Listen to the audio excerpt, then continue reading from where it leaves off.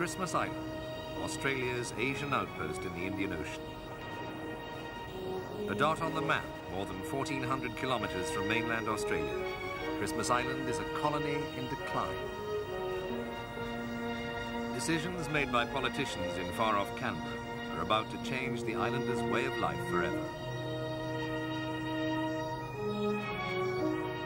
Chinese and Malays make up 90% of the island's population. Their ancestors were brought here late last century as a cheap source of labour to mine the island's rich phosphate and lime reserves. But those reserves are now all but exhausted, and the Australian government wants the people brought to the island to leave again. According to the policymakers, Christmas Island is no longer economically viable. Its migrant workers apparently of no further use to its economic host. Without any doubt, the government's trying to make them leave. The government's trying to force them to leave. People have a right to live where they want. Now, Christmas Islanders are saying, we want to live here, we want to pay our way, we want to pay charges that are fair and equitable for everybody, and we want to work.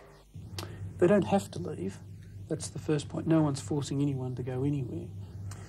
Basically, the government's made a decision that the Australian taxpayers can no longer go on pouring money subsidising that island, and I think that's entirely proper. Tired of what it saw as constant union disruption and rising costs, the Australian government closed the phosphate mines 2 years ahead of schedule. For decades, those who worked here were paid a pittance for producing cheap fertiliser for Australia. But in the 1970s, strong union leadership won parity with Australian wages for the islander workers. However, it also brought the workers into conflict with the government. How much longer are we going to put up with a racist administration on Christmas Island? Angered by the mine's sudden closure, union officials have embarked on a last-ditch attempt to reopen the mine themselves. They believe the island has a phosphate life of at least another 6 years. With bank accounts bloated by their recent redundancy pay, the workers raised a staggering $3.5 million towards the cost of reopening the mine in just a few short days. The markets, the manufacturers, perceive Christmas Island to be unreliable industrially. Now, to counter that, to prove the opposite, we've asked our members to contribute, to invest in a successor mining operation. Now, any fertiliser manufacturer seeing the workforce, the community, invest in a successor mining operation surely must have confidence in that operation that it will run smoothly. But Canberra has imposed 2 conditions on future mining, which effectively torpedo the union's plans.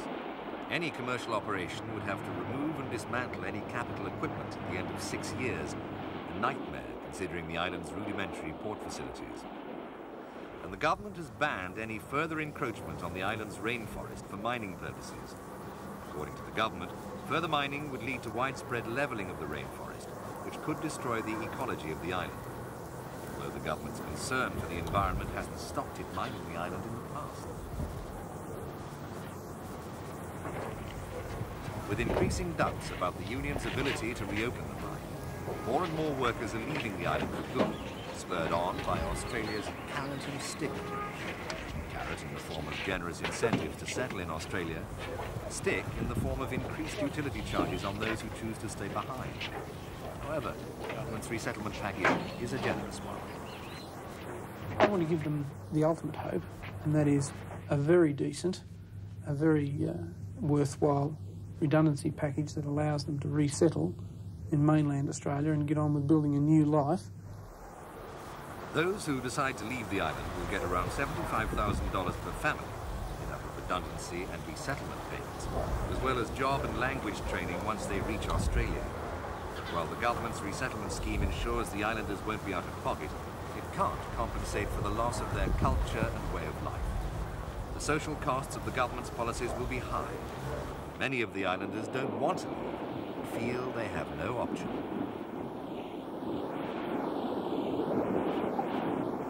This is Australia. I mean, we call ourselves a democracy. We're not in China, we're not in Indonesia, where government can decide we're going to have a transmigration policy. You and you and you will now move 10 miles or 20 miles south of your town. People have a right to live where they want. While there's little doubt that a large proportion of the island's population will leave, Christmas Island is still of strategic importance to Australia.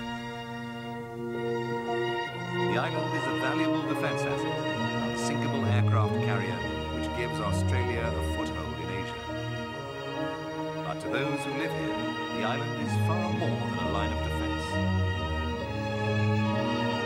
This is their home, their society, their culture. What many islanders are asking is whether a white community in the same position be given such short shrift.